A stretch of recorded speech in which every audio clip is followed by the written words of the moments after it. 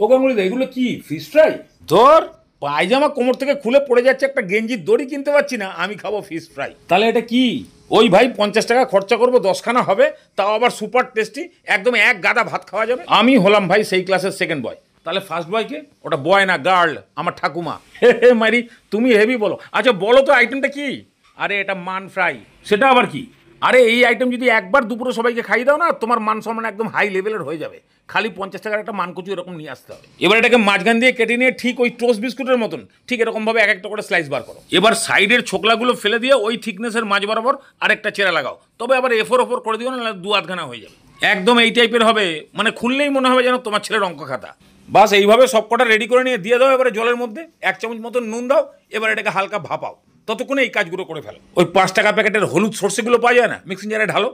সঙ্গে 3-4টে কাঁচা লঙ্কা, অল্প একটু নারকল কোড়া, পরিমাণ বুঝে নুন, অল্প করে একটু চিনি আর অল্প করে জল দিয়ে বাস এবারে এটাকে এমনভাবে পেশাও যেন নারকলের সিন্নি তৈরি হয়ে যায়। বাস এই সিন্নিকে একটু ঝাঁঝালো করার জন্য একদম ঝাঁঝালো শাশুড়ির তেলে 1 চামচ ভালো করে মিশিয়ে দিয়ে খালি একটু টেস্ট করে দেখে নাও, নুন ঝাল মিষ্টিটা ঠিক থাকলেই একদম সুপার সনিক চাটনি রেডি। এবারে মানের সম্মানের দিকে একটু তাকাও।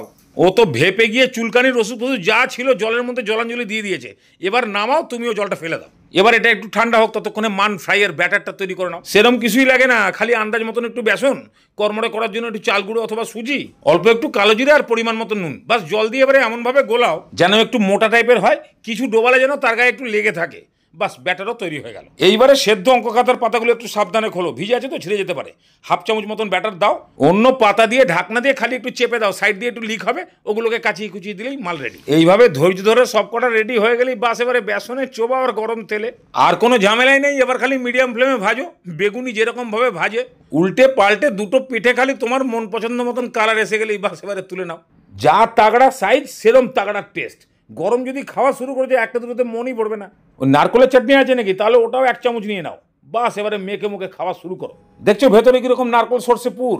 ভাত মেখে ঢোকাবে না মুখে, একবার ঝাঁঝে মরে যাবে একদম। আর সঙ্গে যদি একটু নারকলের চাটনিটা মেখে নাও, ও মানে একদম শাশুড়ির তেলে ঝাঁঝ, আর তার মধ্যে নারকল সর্ষে। নারকল সর্ষে বাটা দিয়ে মানকুচু খেয়েছো তো, একদম সেম টেস্ট পাবে। উপরি পাওনা হচ্ছে ওই কুড়মুড়ে বেসনটা, একেবারে সুপার লাগবে। আর চুলকাচুলকির কোনো বালাই নাই। মন ভরে নিশ্চিন্তে চোখ বুজে বন্ডে সাইন করে খাও। কম পয়সার মধ্যে একদম সুপার টেস্ট লাগবে। একবার হলেও পারলে বানাও। গরম গরম খেতে পারলে তো টেস্ট একদম সেই লেভেল।